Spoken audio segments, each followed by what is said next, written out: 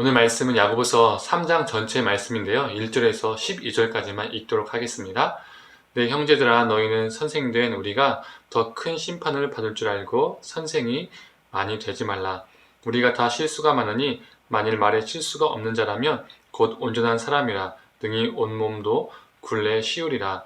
우리가 말들의 입에 재갈 물리는 것은 우리에게 순종하게 하려고 그 온몸을 제어하는 것이라. 또 배를 보라. 그렇게 크고 광풍에 밀려가는 것들을 지극히 작은 키로서 사공의 뜻대로 운행하나니 이와 같이 혀도 작은 지체로 돼 큰 것을 자랑하도다. 보라, 얼마나 작은 불이 얼마나 많은 나무를 태우는가. 혀는 곧 불이요 불의의 세계라. 혀는 우리 지체 중에서 온몸을 더럽히고 삶의 수레바퀴를 불사르나니 그 사르는 것이 지옥 불에서 나느니라. 여러 종류의 짐승과 새와 벌레와 바다의 생물은 다 사람이 길들일 수 있고 길들여 왔거니와 혀는 능히 길들일 사람이 없나니 쉬지 아니하는 악이요 죽이는 독이 가득한 것이라. 이것으로 우리가 주 아버지를 찬송하고 또 이것으로 하나님의 형상대로 지음을 받은 사람을 저주하나니 한 입에서 찬송과 저주가 나오는도다. 내 형제들아, 이것이 마땅하지 아니하니라. 샘이 한 구멍으로 어찌 단물과 쓴물을 내겠느냐. 내 형제들아, 어찌 무화과 나무가 감람 열매를 포도나무가 무화과를 맺겠느냐. 이와 같이 짠물이 단물을 내지 못하느니라. 아멘. 아침 묵상을 들으신 우리 모든 성도님들에게 하나님의 은혜가 있기를 간절히 소망합니다. 그 당시 초기 기독교 공동체 가운데 다툼과 분쟁들이 있었던 것 같습니다. 그래서 말로 누군가를 업신여기고 함부로 대하는 일들이 있었던 것이죠. 그렇다 보니 야고보서를 보면 말에 대한 교훈을 상당히 많이 할애하고 있습니다. 야고보는 선생이 되지 말라라고 말합니다. 그 이유는 더 큰 심판이 있기 때문이죠. 선생 되는 것 자체가 나쁜 것이어서 심판의 이유가 된다는 것이 아니라 선생 되는 것 자체가 정말 큰 책임이 있기 때문입니다. 그 이유는 선생은 말로 사람을 가르치는 일을 하기 때문입니다. 사람의 입안에 있는 혀는 정말 작지만 그 혀를 통해서 나오는 말은 정말 위력이 큽니다. 그래서 오전의 말씀처럼 잘못된 언어 사용을 통해서 한 존재가 소멸될 수 있는 것을 말해줍니다. 민수기를 보면 백성들의 원망과 불평이 정말 많이 기록되어 있습니다. 민수기란 말 자체가 백성들의 수를 기록한 책인데 민수기라는 말보다는 어찌 보면 불평기, 불만기, 반란기 이렇게 말해도 무색하지 않을 정도로 이 민수기에는 하나님을 향한 또 모세를 향한 원망과 불평이 정말 많이 나옵니다. 한두 사람의 불평이 온 백성의 불평으로 번지는 일이 계속적으로 나오는 것이죠. 대표적인 예가 무엇입니까? 12정탐꾼에서 10명의 정탐꾼이 부정적으로 묘사할 때에 온 백성들은 그 말에 전염이 되어서 하나님을 향해서 모세를 향해서 불평과 불만을 호소합니다. 그래서 민수기를 보면 그 불평과 불만, 원망의 말 때문에 하나님께 심판을 받는 사건들이 계속적으로 등장합니다. 우리 신앙인들의 입술에 거짓과 헛된 말이 넘쳐날 때 어떻게 될까요? 그 공동체 안에는 루머가 넘쳐납니다. 그 거짓은 전염이 되고 사람들을 현혹시키고 그 거짓을 진실로 받아들이게 되며 반대로 진실이 거짓이 되고 진리가 비진리가 됩니다. 이처럼 말이라는 것이 정말 무서운 것이죠. 한 사람의 인생을 망가뜨려서 죽일 수도 있는 겁니다. 망칠 수도 있는 겁니다. 또한 야고보는 한 입에서 찬송과 저주가 함께 나온다라고 말하고 있습니다. 이게 무엇을 의미할까요? 찬송은 하나님을 향해서 하는 것이고 저주는 사람을 향해서 하는 것이죠. 즉 예배의 모습과 그 일상의 모습이 전혀 다르다는 겁니다.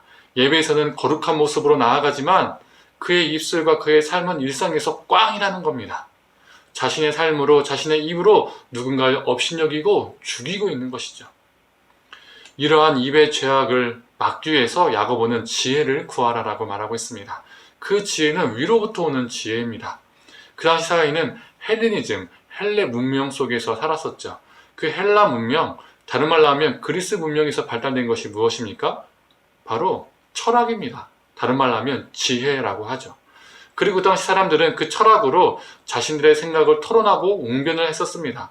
그래서 말 잘하는 사람이 지혜로운 사람이고 지혜로운 사람은 말을 잘하는 사람, 토론과 웅변을 잘하는 사람이었습니다. 속된 말로 요즘 말로 하면 말빨이 좋은 사람인 것이죠. 예전이나 지금이나 사람들은 말빨이 좋은 사람들에게 현혹되기 쉽습니다. 그게 장사꾼이든 사기꾼이든 심지어 목사이든 말빨이 좋으면 진짜 똑똑하게 보이고 진짜 같거든요. 진실돼 보이거든요. 그러나 말 잘하는 사람에게 속지 마시길 바랍니다. 야고보는 누가 참으로 지혜로운 사람인가? 말을 잘하는 사람이 아니라 13절의 말씀처럼 온유함으로 선을 행하는 자가 지혜로운 자임을 말하고 있습니다. 17절과 18절은 그 선을 행함이 무엇인지 구체적으로 말해줍니다. 성결하고 화평하고 친절하고 온순하고 자비하고 선한 열매가 가득하고 편견과 위선이 없는 자임을 말해주고 있죠. 위로부터 오는 지혜를 얻은 자는 그 입술로 거짓과 헛된 말을 내뱉지 않고 먼저는 하나님의 지혜로 자신의 삶을 성결케 지키는 자입니다. 그리고 이웃들을 향하여 화평하고 친절하고 온순하고 자비하고 선한 열매가 가득해서 편견과 위선이 없는 자임을 말하고 있습니다. 사랑하는 성도님들, 위로부터 지혜를 얻어서 살아가는 새해가 되기를 간절히 원합니다. 악한 말이 우리 입에서 나오는 것이 아니라 말로 덕을 쌓는 한 해가 되길 원합니다. 그래서 내 입술의 말과 나의 삶이 일치되어서 삶으로 살아가는 자, 그래서 성결과 화평, 온순과 자비와 친절과 선한 열매가 넘치는 그 삶을 살아가는 한 해가 되기를 간절히 소망합니다.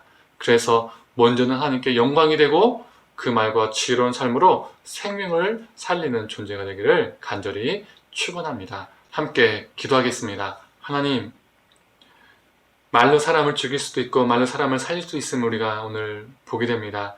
하나님, 우리가 덕스럽지 못하는 말, 거짓된 말, 속이는 말로 누군가를 죽이고 누군가를 넘어지게 하는 것이 아니라 하나님, 생명의 말로 사람을 살리고 사람을 세워주고 사람을 위로할 수 있는 존재가 되게 하여 주시옵소서. 그 지혜를 위로부터 오는 하나님의 지혜를 하나님 우리가 얻게 하여 주시옵소서.